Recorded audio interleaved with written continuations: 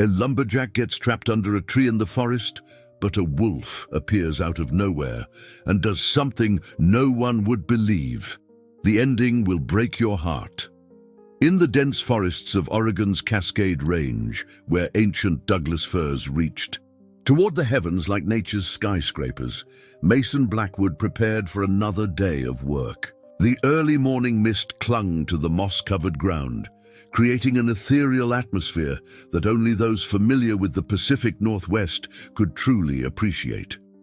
At 45, Mason was one of the most experienced loggers in Willow Creek, a small town where the lumber industry had been the backbone of the community for generations. If this story interested you, don't forget to subscribe to our channel and give it a like. Tell us from which city you are watching us. We continue. The familiar scent of fresh-cut wood and damp earth filled his nostrils as he surveyed the area, carefully selecting his next target. 20 years in the business had taught him to respect the forest's power and unpredictability. Each tree had its own character, its own way of falling, and Mason prided himself on reading them like open books. His colleagues often joked that he had a sixth sense when it came to logging, but he knew it was simply experience combined with careful observation. That morning, something felt different. The forest seemed unusually quiet, as if holding its breath. Mason had learned to trust his instincts over the years, but he also had quotas to meet. The lumber company was pushing for increased production, and as one of their most reliable contractors, he couldn't afford to fall behind schedule. His daughter Sarah's college tuition wouldn't pay itself, and after losing his wife Jenny to illness 5 years ago, he carried the weight of being both provider and parent alone. He approached a particularly impressive Douglas fir, its trunk, straight and true, exactly the kind the mill was looking for. Mason calculated the fall line meticulously, accounting for the slight slope of the terrain and the surrounding vegetation. Everything about the cut looked textbook perfect on paper, but that nagging feeling in his gut wouldn't subside. Still, he pressed on, the whine of his chainsaw shattering the morning silence. The cut went smoothly at first, exactly as planned. Mason worked with precision, creating the perfect notch that would direct the tree's fall. The morning sun had begun to burn away the mist, sending shafts of golden light through the canopy above. He was so focused on maintaining the perfect angle that he almost missed the sudden shift in the wind. Almost. The first warning came as a whisper, a subtle change in the way the branches swayed overhead. Mason's experienced eyes caught the movement, but it was already too late. The wind, channeled through the natural corridor of the forest, hit with unexpected force. The massive tree, partially severed from its base, began to shift unpredictably. Mason moved to adjust, to compensate for the change, but the forces of nature had other plans. Time seemed to slow as he watched the trunk begin its descent, not in the carefully planned direction, but at an angle that sent it straight toward him. His muscles reacted instinctively, but the uneven ground betrayed his escape attempt. The impact came with a sound that seemed to shake the entire forest, and Mason found himself pinned, his leg trapped beneath the massive weight of the fallen giant. The initial shock gave way to searing pain, and Mason's first instinct was to call for help, but he knew the futility of it. He was working alone in this section, and the nearest crew was at least a mile away. His radio lay crushed beneath. The fallen tree and his cell phone showed no signal, a common problem in these remote areas. The reality of his situation began to sink in as the morning sun climbed higher in the sky. Hours passed like centuries as Mason tried everything he could think of to free himself. The pain in his leg had become a constant companion, and the weight of the tree seemed to increase with each passing minute. He thought of Sarah waiting at home for him to return, probably working on her college applications. The thought of her gave him renewed strength, but even that wasn't enough to overcome the immovable mass that held him captive. As the afternoon wore on, the forest's character began to change. The friendly green cathedral of the morning transformed into something more primitive and threatening. Shadows lengthened, and the temperature began to drop.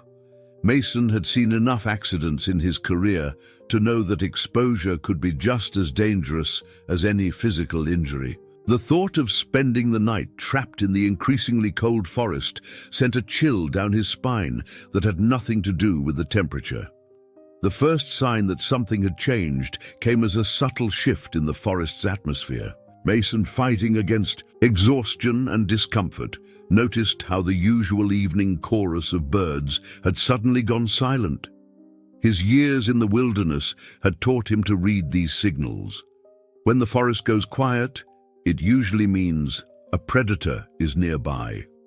The thought sent a new wave of anxiety through his already stressed body. Through the growing darkness, a movement caught his eye. Something was approaching through the underbrush, moving with the fluid grace that only a wild creature could possess. Mason's heart rate quickened as a massive grey wolf emerged from the shadows, its amber eyes reflecting the last rays of the setting sun. It was larger than any wolf he'd ever seen, with a distinctive white patch on its chest that seemed to glow in the dim light. Mason had encountered wolves before during his years in the forest, but never this close, and never in such a vulnerable position. His mind raced through everything he knew about wolf behavior, trying to determine if this was a lone wolf or if there might be others nearby. The wolf's appearance was unusual. Most wolves avoided human contact, especially in daylight hours. The animal approached cautiously, each step deliberate and measured. Mason remained as still as possible, knowing that any sudden movement could trigger an aggressive response. But there was something different about this wolf's behavior. Instead of the predatory stance he expected, the wolf's body language suggested curiosity rather than aggression. It moved closer, nose working the air, analyzing the situation with an intelligence that seemed almost human. To Mason's astonishment, the wolf began to circle the fallen tree, occasionally pawing at the ground around where his leg was trapped. It reminded him of the search and rescue dogs he'd seen during forest emergency training sessions, methodical and purposeful in their movements. The rational part of his mind told him this was impossible. Wolves don't help humans. They're wild animals driven by instinct and survival. Yet here was this magnificent creature, seemingly analyzing his predicament. The wolf's behavior became even more extraordinary. It began to dig at the soil around the tree trunk, its powerful paws moving earth with surprising efficiency. Mason watched in disbelief as the animal worked, occasionally pausing to look at him with those penetrating amber eyes, as if checking to see if its efforts were helping. The soil being moved created a slight shift in the pressure on his leg, not enough to free him, but enough to show that the wolf's actions were having an effect. As darkness settled more firmly over the forest, Mason's thoughts turned to Sarah. Again, she would be worried sick by now. He always called when he was running late, and it was well past his usual return time. The town would probably organize a search party, but finding one person in these vast woods at night would be like looking for a needle in a haystack. The temperature was dropping rapidly, and the thin jacket he wore provided little protection against the biting cold of an Oregon night. The wolf continued its efforts, now using its shoulder to push against smaller branches that had fallen alongside. The main trunk, Mason couldn't shake the feeling that he was witnessing something unprecedented. In all his years in the forest, all the stories he'd heard around campfires and in logging camps, he'd never heard of anything like this. The wolf's actions seemed too deliberate, too focused to be random. A sharp crack echoed through the forest as one of the branches the wolf was pushing suddenly snapped. The sound startled both man and beast, but instead of fleeing, the wolf quickly returned to its task. It now had a new tool. The broken branch became a lever, and Mason watched in amazement as the wolf attempted to wedge it under the fallen tree.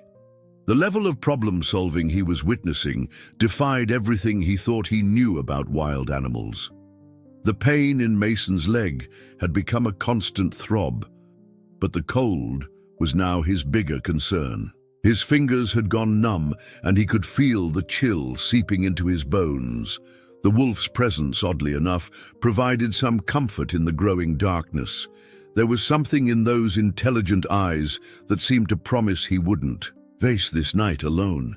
The wolf's persistence with the branch created a small miracle. The improvised lever, combined with the loosened soil around the trunk, created just enough space for Mason to attempt to free his leg.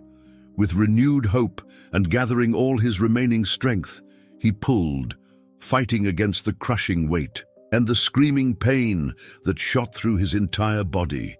The small gap was enough. With one final effort, he managed to slide his leg free from beneath the massive trunk. The relief of being released was immediately overshadowed by the intense pain that followed. Mason's leg was clearly injured, though in the dim light he couldn't assess the full extent of the damage. He attempted to stand, but immediately crumpled back to the ground, his leg unable to support any weight. The wolf took a few steps back, watching his attempts with what seemed like concern in its intelligent eyes. The temperature continued to drop as night settled fully over the forest. The stars began to appear through the canopy above, their cold light doing little to dispel the darkness that surrounded him. Mason knew he needed to find shelter or help soon. The nights in these mountains could be deadly, especially to someone injured and exposed to the elements. But with his injured leg, he could barely move, let alone make his way through the treacherous forest terrain in the dark. To his surprise, the wolf hadn't left. It remained nearby, occasionally pacing back and forth, its behavior unlike anything Mason had ever encountered in his years of working in these woods. The animal seemed almost anxious, as if it understood the gravity of the situation. Mason found himself talking to the wolf, his voice rough from hours of shouting for help earlier in the day. "Well, friend," he said, trying to keep his voice steady despite the pain and cold, "I don't suppose you know the way to the nearest ranger station." He chuckled weakly at his own joke, but the sound died in his throat as the wolf's ears suddenly perked up. It turned its head sharply, looking into the darkness of the forest, and for a moment Mason feared that less friendly predators might be approaching. The wolf let out a low howl that echoed through the trees. The sound sent shivers down Mason's spine, not from fear, but from the haunting beauty of it. The howl seemed to hang in the air for a moment before fading into the night. Then, to Mason's amazement, answers came from the darkness. Two distinct howls responded from different directions, getting closer with each passing minute. Through the shadows, two more wolves emerged, their movements as fluid and graceful as the first. They were slightly smaller, but no less impressive. Their fur silvered in the starlight. They approached cautiously, communicating with the first wolf through subtle movements and soft vocalizations that Mason could barely hear. It was like watching a silent conversation unfold before his eyes. The three wolves seemed to reach some sort of agreement. The first wolf, the one with the white patch on its chest, moved closer to Mason again. Its behavior was different now, more determined. It gently grabbed the sleeve of Mason's jacket with its teeth, careful not to harm him. The intention became clear. It was trying to pull him. The other two wolves positioned themselves on either side, and Mason realized with astonishment that they were attempting to move him. Despite everything he knew about wild animals, despite the voice of reason in his head telling him this couldn't be happening, Mason found himself trusting these mysterious creatures. He was too weak to walk, too injured to save himself, and these wolves seemed to be his only chance. The alternative was spending the night in the freezing forest, which he knew could be fatal. The wolves worked with surprising coordination, carefully dragging him across the forest floor. They moved slowly but purposefully, choosing the easiest path through the underbrush. Mason could feel the cold ground beneath him as they pulled him along, but the wolves' movements were surprisingly gentle, as if they understood his injured state. They paused occasionally, allowing him to rest and adjust his position, always keeping watch over their surroundings. As they traveled through the dark forest, Mason drifted in and out of consciousness, the pain and cold taking their toll on his body. The wolves never left his side, maintaining their steady pace through the wilderness. In his more lucid moments, he marveled at the impossibility of what was happening. These wild predators, animals that humans had feared and hunted for generations, were now his rescuers. The journey through the dark forest seemed endless. Mason's world had narrowed to the rhythmic movement of being pulled across the ground, the occasional pause when the wolves needed to navigate around obstacles, and the constant battle to stay conscious. The cold had settled deep into his bones, but the presence of the three wolves provided an unexpected source of warmth when they stopped for brief rests. The lead wolf, the one with the distinctive white patch, appeared to be orchestrating the rescue effort. It would scout ahead, return to check on Mason, and communicate with the other two wolves through a series of subtle vocalizations. The coordination between the three animals was remarkable, almost supernatural in its precision. They worked together, like a well-trained search and rescue team, though Mason knew such a comparison should be impossible. During one of their rest stops, Mason's thoughts drifted to his daughter Sarah. She would be beside herself with worry by now. At 17, she was mature beyond her years, having grown up faster than she should have after losing her mother. The thought of her sitting by the phone, waiting for news, gave him renewed determination to stay alert and keep fighting against the exhaustion that threatened to overwhelm him. The forest around them had changed as they traveled. The dense undergrowth gradually gave way to slightly more open terrain, and Mason noticed the ground beneath him becoming firmer, more compact. The wolves' movements became more purposeful, as if they were following a specific path. Despite his clouded mind, Mason realized they weren't moving randomly through the woods. They appeared to be heading in a deliberate direction. Through the canopy above, Mason caught glimpses of the star-filled sky.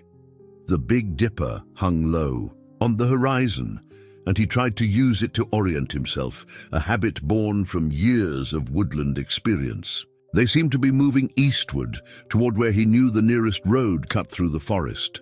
Could these wolves actually be leading him towards civilization? The idea seemed absurd, yet everything about this night had defied the natural order he thought he understood. The white-patched wolf suddenly stopped, causing the others to pause as well. Its ears were erect, alert to some sound that Mason's human ears couldn't detect. The wolf lifted its head and seemed to test the air, its nostrils flaring as it processed information that was invisible to Mason. After a moment, it made a decision, adjusting their course slightly to the left. The ground beneath Mason had definitely changed. He could feel the transition from soft forest floor to something more solid. The wolves' paws made different sounds now, clicking occasionally against what he realized must be stone. They had reached some kind of path or road.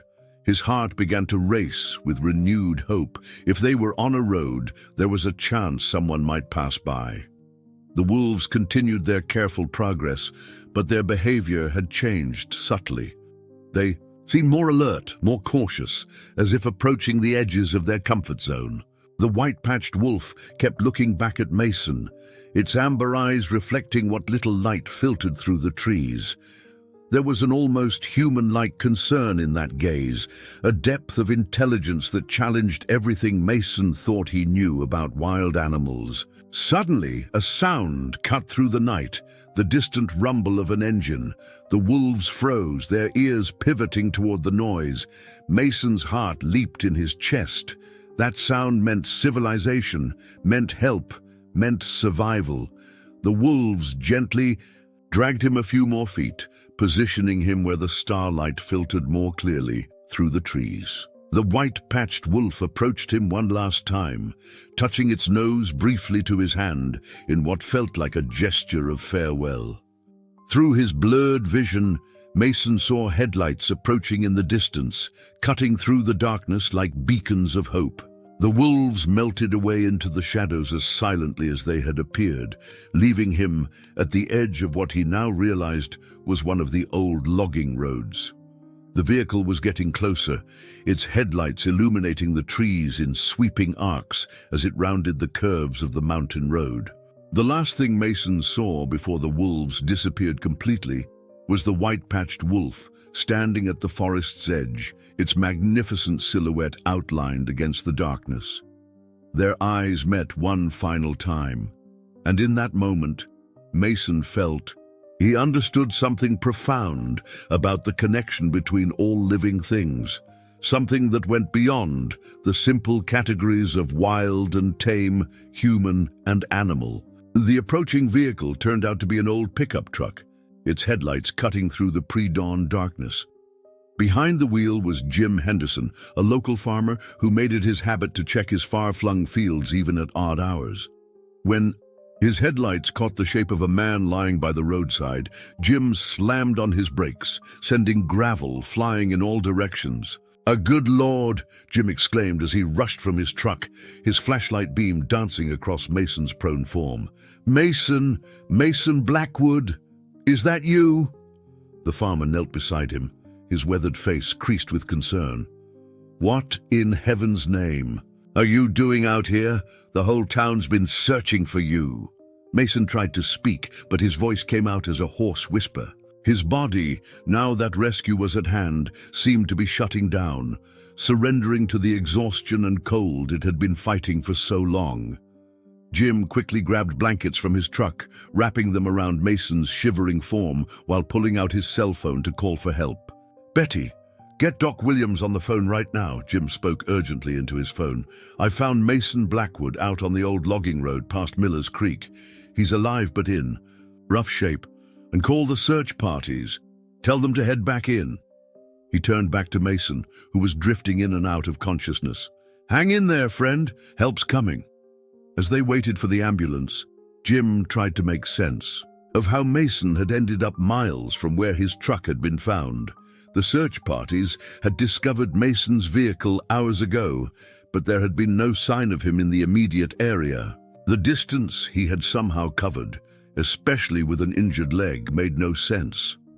"The wolves," Mason managed to whisper, his voice barely audible. "They brought me here. 3 of them. One with a white patch." He struggled to keep his eyes open, desperate to share his incredible story.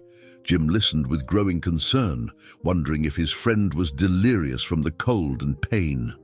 The sound of sirens pierced the night as an ambulance negotiated the rough logging road, followed by several vehicles carrying members of the search party who hadn't yet called off their efforts. Among them was Sarah, who had refused to go home, despite repeated urging from the search coordinators.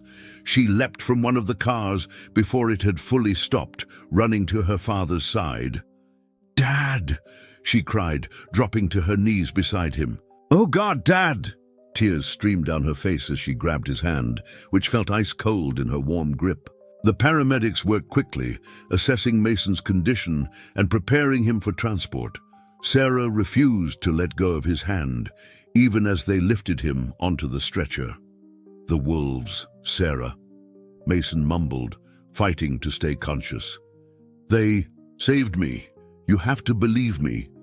Sarah exchanged worried glances with Jim Henderson, who shook his head slightly, suggesting they should humor him for now. The paramedics were more concerned with Mason's physical condition, the severe hypothermia, the injured leg, and possible internal injuries from the original accident. As they loaded Mason into the ambulance, Sheriff Tom Parker arrived on the scene, his face a mixture of relief and confusion. He'd been coordinating the search efforts and was baffled by how Mason had ended up so far from his last known location. Jim pulled him aside and quietly related Mason's strange tale about the wolves. "Wolves?" the sheriff repeated incredulously. "Jim, We haven't had a confirmed wolf sighting in this part of Oregon for years. Maybe a few strays passing through, but nothing like what he's describing. The cold and trauma must have caused him to hallucinate. Nee. But even as the sheriff spoke, his flashlight beam caught something in the dirt by the roadside. Paw prints, large ones, multiple sets, leading up to where Mason had been found and then disappearing back into the forest. The sheriff stared at them for a long moment, his certainty wavering slightly. Sarah rode in the ambulance with her father, holding his hand as they made their way to the regional medical center in Bend. She listened as he drifted in and out of consciousness, catching fragments of his incredible story: the accident with the tree, the appearance of the first wolf, its unusual behavior, and finally the arrival of the others who had helped drag him to safety. At Cascade Regional Medical Center, Mason's story spread quickly among the hospital staff, visitors, and eventually throughout the tight-knit community of Willow Creek. His room became a gathering place for curious visitors, each hoping to hear firsthand about the mysterious wolves that had supposedly rescued him from certain tragedy in the forest. Dr. Rebecca Collins, the attending physician, focused on Mason's physical recovery while listening to his account with professional skepticism. "Mr. Blackwood," she said during one examination, checking his injured leg, "the human mind can create very vivid experiences when under extreme stress. What you're describing, well, it's unprecedented in medical literature." But Mason remained adamant about what had happened. Each time he told the story, the details remained consistently precise. The white-patched wolf's intelligent eyes, the coordinated effort to free him, the careful way they had transported him through the forest. Sarah sat by his bedside, watching, his face light up with wonder every time he described the wolf's behavior. "I know how it sounds," Mason told a group of fellow loggers who had come to visit. "If I hadn't lived through it myself, I wouldn't believe it either. But those wolves, they knew exactly what they were doing. It wasn't just random animal behavior. They made decisions, worked together, used tools even. That first wolf, the one with the white patch, it used a branch as a lever. How do you explain that?" News of Mason's extraordinary rescue reached beyond Willow Creek. A wildlife biologist from Oregon State University, Dr. Elena Martinez, arrived to interview him about his experience. She spent hours taking detailed notes, particularly interested in his descriptions of the wolves' problem-solving behavior and coordinated actions. While wolves are indeed intelligent animals with complex social structures, Dr. Martinez explained, the behavior you're describing goes beyond anything documented in scientific literature. However, she paused, consulting her notes. There have been rare accounts throughout history of wolves displaying unusual behavior toward humans. Most were dismissed as folklore, but perhaps we've been too quick to discount these stories. Sarah found herself becoming her father's strongest advocate. She had grown up listening to his stories about the forest, learning to trust his judgment and experience. "My dad's not someone who makes things up," she told Dr. Martinez firmly. "He's spent his whole life in these woods. He knows the difference between normal animal behavior and what happened that night." The physical evidence supported at least parts of Mason's story. Sheriff Parker had photographed the paw prints found at the rescue site, and Dr. Martinez confirmed they were indeed wolf tracks. The drag marks in the soil matched Mason's account of being pulled through the forest, and the distance from the accident site to where he was found would have been impossible for him to cover alone with his injured leg. Late one evening, when the stream of visitors had finally ended, Sarah sat alone with her father. The hospital room was quiet, except for the soft beeping of monitors and the distant sounds of the hospital at night. "Dad," she said softly, "tell me again about the wolf. With the white patch, the first one that found you. Mason's eyes took on a distant look, as if seeing something far beyond the hospital walls. There was something in its eyes, Sarah. Something I can't quite explain. It wasn't just intelligence, it was like it could see right through me, understand. Exactly what I needed. When it looked at me, I didn't see a wild animal. I saw, I don't know, something more. The incident had changed something in Mason. The other loggers noticed it when they visited. The way he talked about the forest was different now. There was a new depth to his understanding, a sense of connection that went beyond his professional knowledge. He spoke about the need to respect the wilderness, not just as a resource to be harvested, but as a place of mysteries that humans had barely begun to understand. Dr. Collins noted Mason's remarkable recovery rate, commenting that his injuries should have been far worse, given the circumstances. The leg, though badly bruised, showed no signs of the crushing damage she had expected from being pinned under a massive tree. It was as if something had prevented the full weight from settling on him. Another detail that added to the growing mystery of his survival. As Mason's recovery progressed, he found himself drawn back to the forest, but not in the same way as before. During his rehabilitation walks, prescribed by Dr. Collins, he would stand at the edge of the woods near his home, studying the tree line with new eyes. Every shadow between the trunks held the possibility of his mysterious saviors, though he hadn't seen the wolves since that extraordinary night. Sarah noticed the change in her father most clearly during their conversations over dinner. The man who had once viewed the forest primarily as a source of livelihood now spoke of it with an almost reverential tone. "It's like I was blind before," he told her one evening, absently stirring his coffee. "I knew the forest, but only on the surface. There's so much more going on in there than we understand." The logging company had offered Mason a supervisory position that would keep him away from direct cutting work, citing concerns about liability after his accident. But Mason had surprised everyone by requesting a different role entirely. He wanted to work with the company's conservation department, helping to identify areas that should be preserved rather than harvested. "You should have seen their faces," he told Sarah, chuckling at the memory of the meeting with company executives. "They probably thought I'd lost my mind.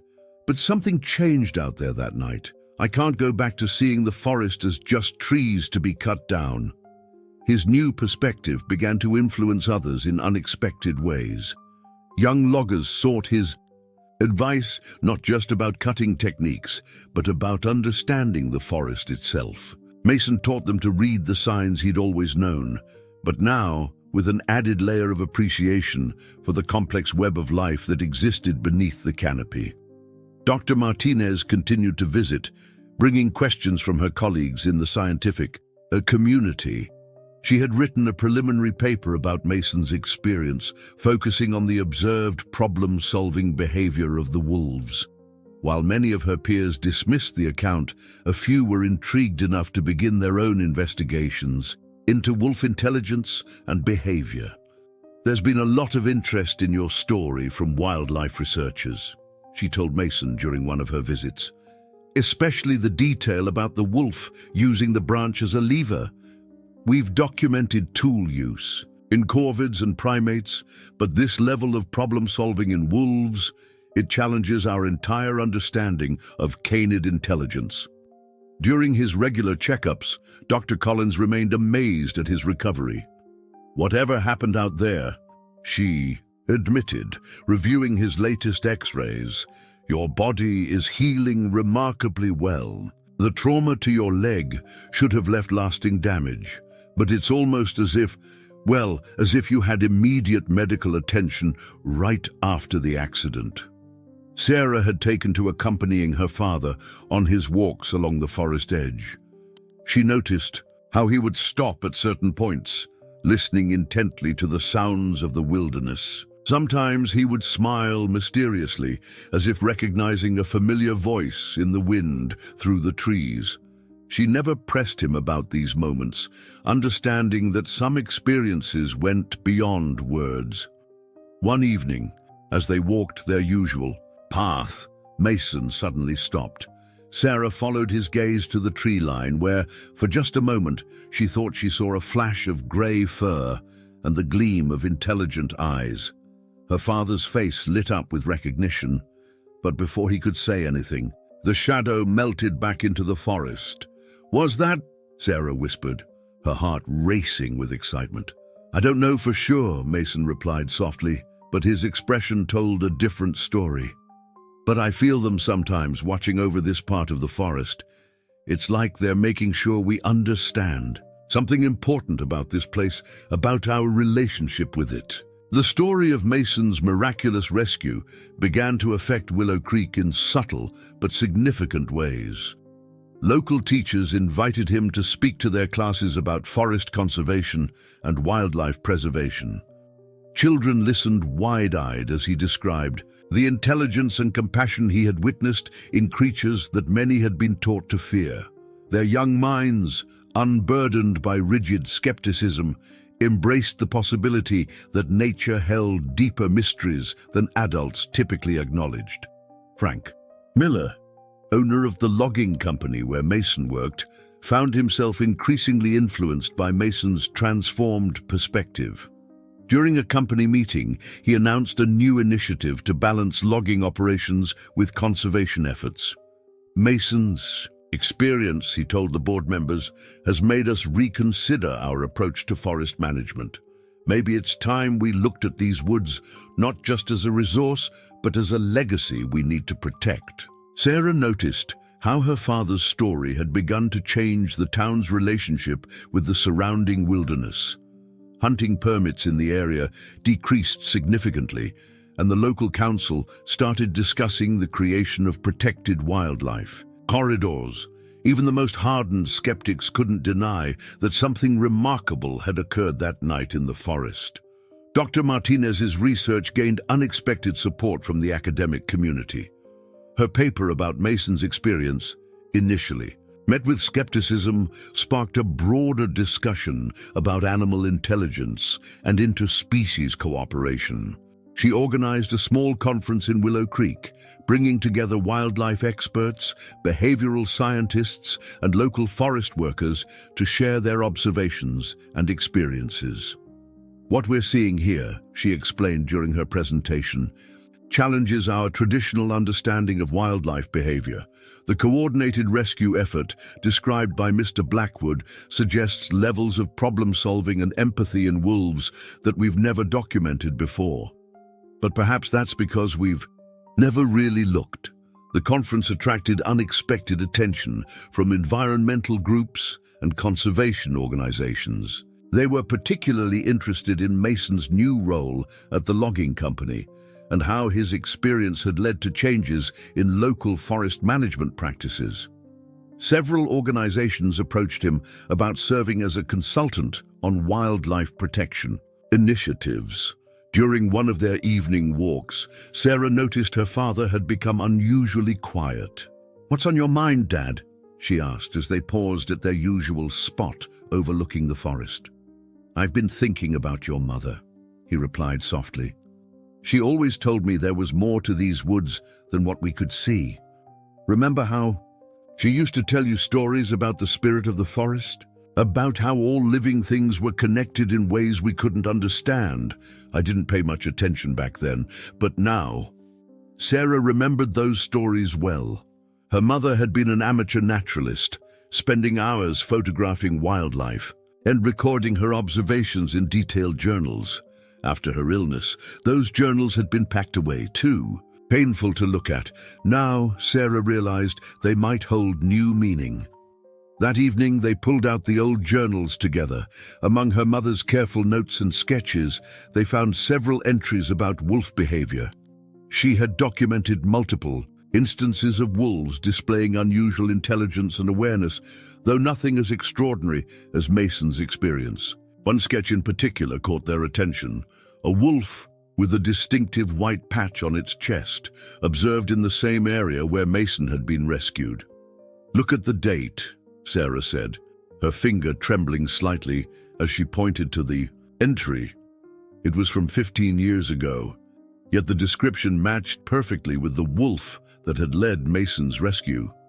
How is that possible? Wolves don't live that long in the wild. Mason studied the sketch, a strange expression crossing his face. Maybe, he said carefully, we're not just dealing with ordinary wolves. Your mother always said there were ancient powers in these forests, things that existed long before humans came here. I didn't believe her then, but now. Sarah spent the next few days immersed in her mother's journals, discovering a side of Jenny Blackwood she had never fully understood. The pages were filled with not just wildlife observations, but also local legends and stories passed down through generations about the spiritual connection between the forest and its inhabitants. One particular entry caught her attention, dated just months before her mother's illness. The white-patched wolf appeared again today, Jenny had written. There's something different about this creature, an awareness in its eyes that seems almost human. The local Native Americans speak of guardian spirits that take animal form to watch over these lands. I used to think these were just stories, but after today's encounter, I'm not so sure anymore. Mason found Sarah in her room, surrounded by the open journals spread across her bed. "Dad," she said, looking up with tears in her eyes. Mom knew. She knew there was something special about these wolves, about this forest. Listen to this. She read another entry describing how the white-patched wolf had led Jenny to an injured eagle, demonstrating what appeared to be deliberate communication and concern for another species.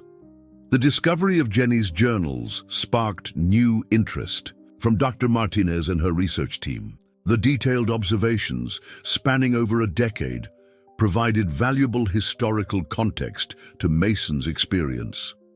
These journals suggest a pattern, Dr. Martinez explained, carefully examining Jenny's notes. Your wife wasn't just recording random wildlife sightings. She was documenting repeated interactions with what appears to be the same wolf, or at least one with very similar markings. The local tribal elders, who had remained silent about Mason's story until now, began sharing their own traditional knowledge. Thomas Running River, an elder of the local tribe, visited the Blackwood home one evening. Your wife understood something that many have forgotten, he told Mason and Sarah. The spirits of this land don't always reveal themselves, but when they do, it's for a purpose. They chose to save you, Mason, because they saw in you someone who could bridge two worlds, the world of humans and the world of the forest. As Thomas spoke, Sarah remembered more of her mother's stories, tales she had dismissed as childhood fantasies about ancient guardians who protected the balance of nature. Now those stories took on new meaning, connecting past and present in ways that sent shivers down her spine. The revelation about Jenny's connection to the mysterious wolves affected Mason deeply. During his daily walks, he found himself talking to Jenny as if she was still there, sharing his new understanding of what she had tried to tell him years ago. You were right, honey, he whispered to the forest one evening. There's so much more to this place than what we can see with our eyes. Dr. Collins, during Mason's final checkup, remained puzzled by his exceptional recovery. I've been reviewing similar cases, she admitted, and I can't find a single instance of someone healing this quickly from comparable injuries. It's as if, she hesitated, choosing her words carefully, as if you had help we can't explain. Jiki. Town of Willow Creek began to change in subtle ways. People spoke more quietly when entering the forest, showing a respect that went beyond mere conservation. Hunters reported strange experiences, moments when they felt watched, when game animals seemed to be led away from their sights by mysterious grey shadows. Sarah found herself drawn to her mother's old photography hobby, carrying a camera during her walks with her father. She captured images of the forest that seemed to reveal more than just trees and shadows.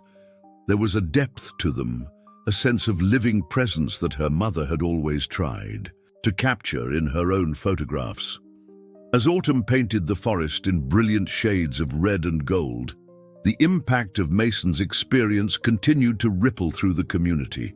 The logging company's new conservation initiatives had begun to show results, with carefully planned selective harvesting replacing the old clear-cutting methods. Mason's role had evolved into something of a mediator between the industrial and natural worlds, drawing on his unique perspective to help find sustainable solutions.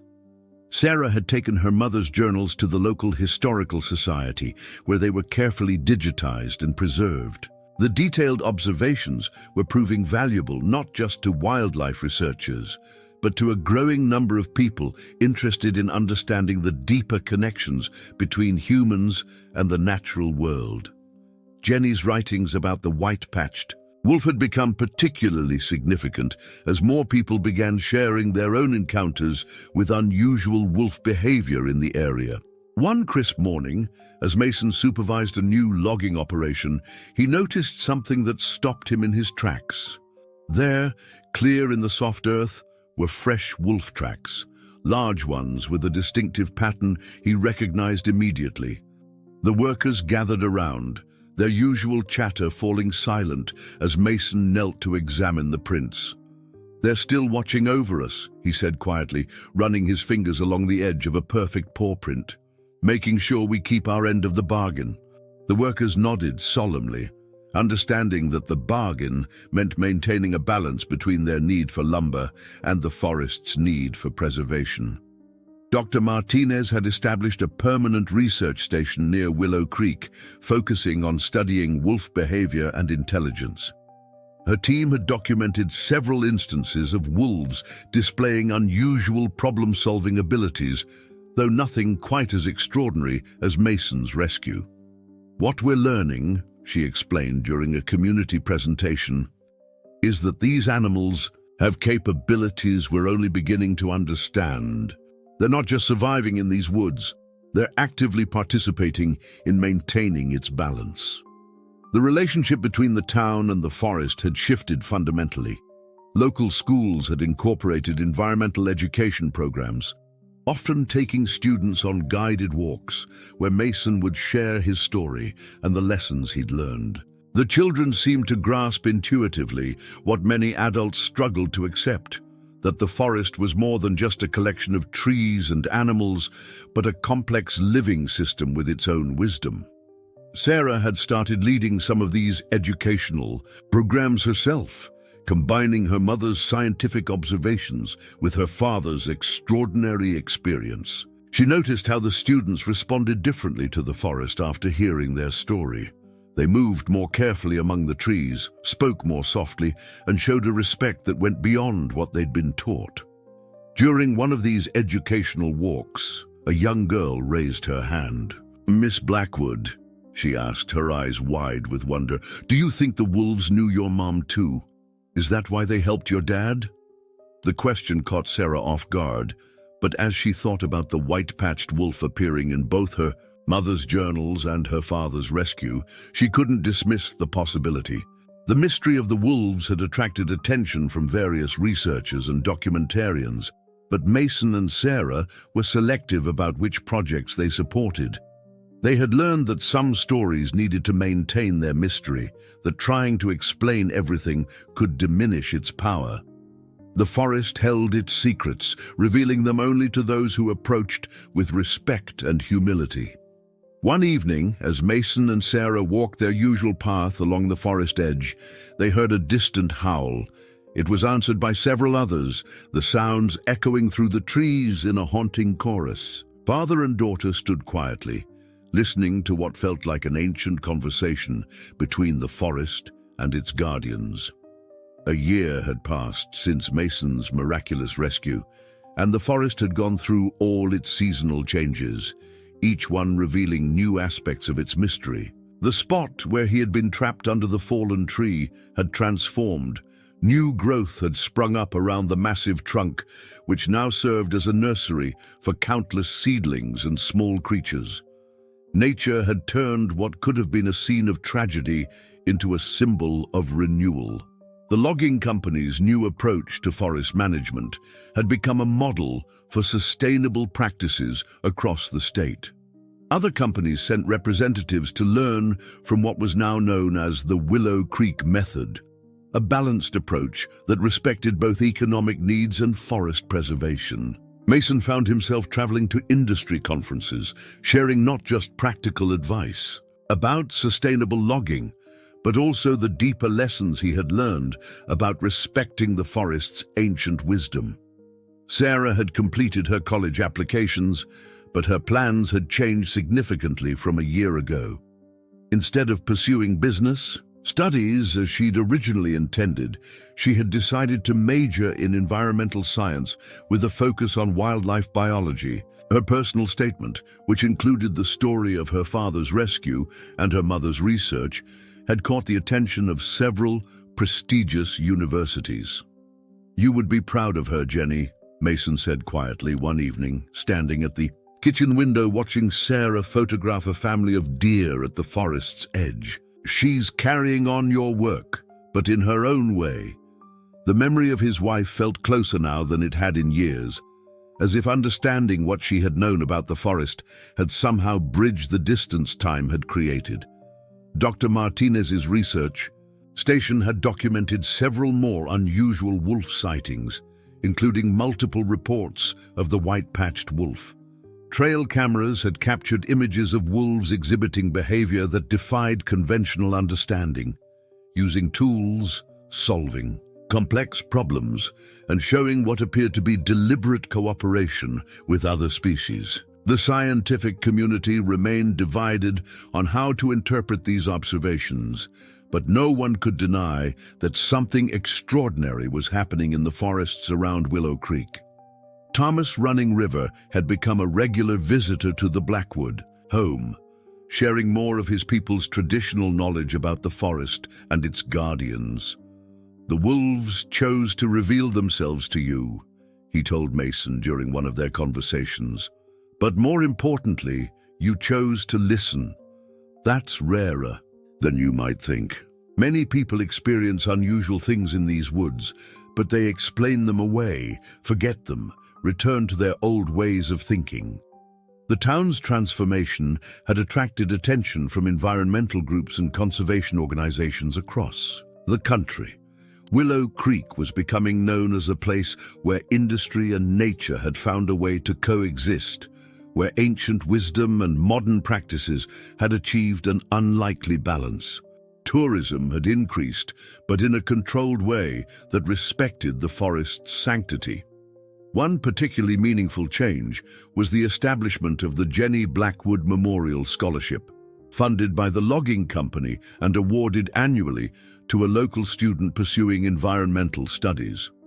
The first recipient had been a young woman who'd grown up hearing stories about the mysterious wolves and had developed her own passion for wildlife conservation. Mason's leg had healed completely, defying Dr. Collins's initial prognosis. She had eventually stopped trying to explain his remarkable recovery in purely medical terms. "Sometimes," she admitted during his final checkup, "we have to accept that there are things in this world that medicine can't fully explain." The forest itself seemed different now, or perhaps it was just that people had learned to see it differently. The loggers reported feeling a sense of being watched while they worked, not in a threatening way, but as if their actions were being monitored by ancient and wise observers. They took greater care with their cuts, showed more respect for the wildlife, and some even reported hearing distant howls that seemed to approve or disapprove of their activities.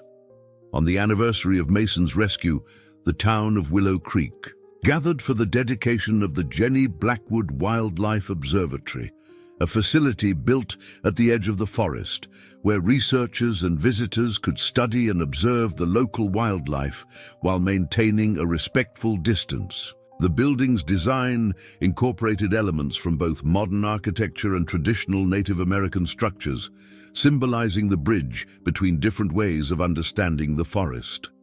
Sarah stood beside her father as he cut the ribbon, both of them aware of the profound changes the past year had brought to their lives and their community. The observatory's main exhibition featured Jenny's journals, photographs, and scientific observations, alongside documentation of Mason's extraordinary rescue. Dr. Martinez had helped create interactive displays explaining wolf behavior and intelligence, while Thomas Running River had contributed traditional stories about the forest's guardians. "Your mother always said that stories have power," Mason whispered to Sarah as they toured the facility. "They can change how people see the world." He paused at a large photograph of the forest taken by Sarah, where many visitors claimed they could sometimes glimpse a shadowy figure with a distinctive white patch moving among the trees. The photo had become something of a local legend, though. Neither Mason nor Sarah ever confirmed or denied what it might show. The logging company's transformation had exceeded everyone's expectations. Under the new sustainable management practices, both the forest and the business were thriving. The workers had developed an almost spiritual approach to their work, treating the forest as a partner rather than a resource. They reported strange but wonderful experiences. Tools mysteriously moved to prevent accidents, warning howls before storms, and the occasional glimpse of wise eyes watching from the shadows. Dr. Martinez's research had attracted international attention, though she was careful to maintain the delicate balance between scientific inquiry and respect for the forest's mysteries. "Some things," she often said, "can be true without being fully explainable." Her team had documented enough unusual wolf behavior to fill several academic journals, but the most extraordinary events, like Mason's rescue, remained unique and profound. As twilight approached on the dedication day, Mason and Sarah took their familiar walk along the forest's edge. The setting sun painted the sky in brilliant oranges and purples, and a cool breeze carried the ancient whispers of the trees. They stopped at their usual spot, where the view opened up to the vast expanse of wilderness that had changed their lives so completely. A movement in the underbrush caught their attention. There, in the gathering dusk, stood the white-patched wolf. It was the first time Sarah had seen it clearly, though she had caught glimpses over the past year. The wolf's intelligent eyes met theirs, conveying something that went beyond normal animal awareness. Behind it, barely visible in the shadows, were its companions, the same pack that had helped save Mason that fateful night. For a long moment, humans and wolves regarded each other in silence. No words were needed. The connection between them transcended language. The white-patched wolf dipped its head slightly, almost like a bow, before melting back into the forest with its pack. The message was clear. They were still there, still watching, still protecting the delicate balance between the human and natural worlds. As darkness settled over the forest, the distant sound of howls echoed through the trees. To Mason and Sarah, it sounded like a song of celebration, of harmony restored, of wisdom preserved and passed on. They knew that their story, like the forest itself, would continue to grow and evolve, inspiring others to look beyond the surface and recognize the profound connections that link all living things. Dear listeners, we hope Mason and Sarah's extraordinary tale has touched your hearts and opened your minds to the mysteries that surround us. The forest holds countless stories like this one, waiting to be discovered by those who approach with open hearts and respectful spirits. To continue exploring these remarkable tales of connection between humans and nature, we've prepared a special playlist of similarly moving stories. Find it by clicking the link to your left. If this story resonated with you, please subscribe to our channel and give this video a thumbs up. Every day we bring you unique narratives that explore the deep mysteries of life and the profound connections we share with the natural world. Share your own extraordinary encounters with nature in the comments below. Perhaps your story will inspire others to look more closely at the wonders that surround us all.